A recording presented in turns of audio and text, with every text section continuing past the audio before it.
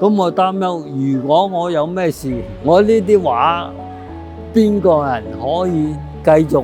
完成我個心願呢？能夠即係捐助呢？患有先天性心漏症嘅胡先生早年移居外地，多年嚟為捐贈先父胡祖斌先生嘅珍貴畫作四處奔走。2019年，胡先生由多倫多飛到台灣，參與先父畫作嘅展覽。本來計劃途經香港同朋友聚舊，就喺嗰時，佢突然之間覺得個心唔舒服。到嗰剎那係支持唔住啦，就唔知點樣，就覺得暈。朋友見到咁咧，就唯一叫救傷車車我就去將軍澳醫院啦。咁就去咧一查，就知道我本身係身體上係好唔掂啦。咁問到你願唔願意做手術，咁我下意識就都岌下頭，因為當時我香港根本就冇戶口，我只係手頭上咧，除咗張機票準備翻去，根本完全冇經濟能力，可以講一個窮光蛋。咁但係佢就唔會計較到同我做咗呢個所謂救命嘅手術之後咧，所以我覺得難得同埋可貴嘅。跟住就喺醫院裏面差唔多3個月嘅時間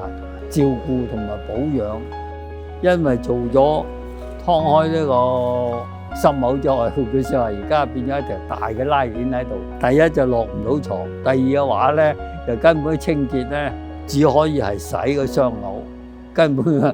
沖涼啊洗頭啊就完全做唔到。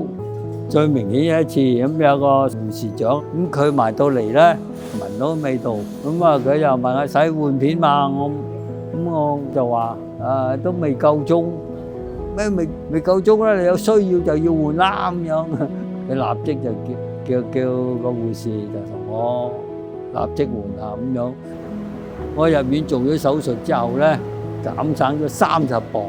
磅，摸摸個大腿咧，大腿肉都收晒。所以咧就營養師咧特登就每日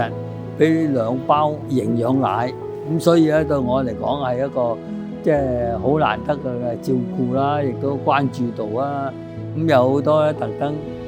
差唔多食完啦，佢都會埋嚟裝下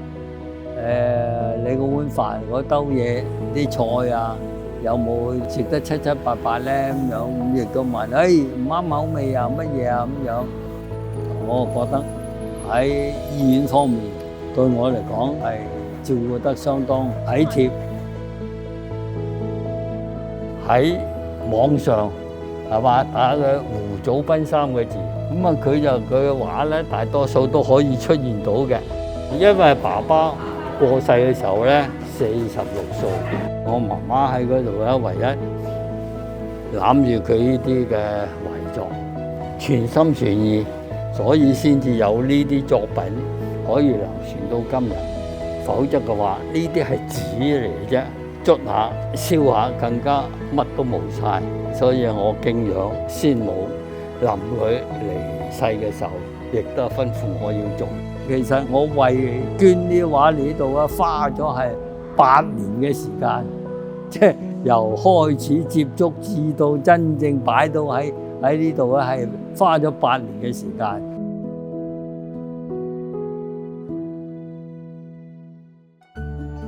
多謝胡先生嘅團隊慷慨解囊啊！喺25週年嘅時候咧，即係聽到呢個信息，所以自己會覺得咧，就對醫院或者對員工方面咧一個行動咧回應，所以我就參加嗰個步行，亦都得到一啲親朋戚友咧一個呼應。今次個捐款嚟講啊，喺團體組嗰邊咧較為高嘅一個數字，我覺得係好感恩。希望佢哋付出嘅繼續努力，亦都將佢個愛心咧繼續宣揚，為廣大嘅病患老弱嘅人咧提出個嗰個愛心同埋照顧。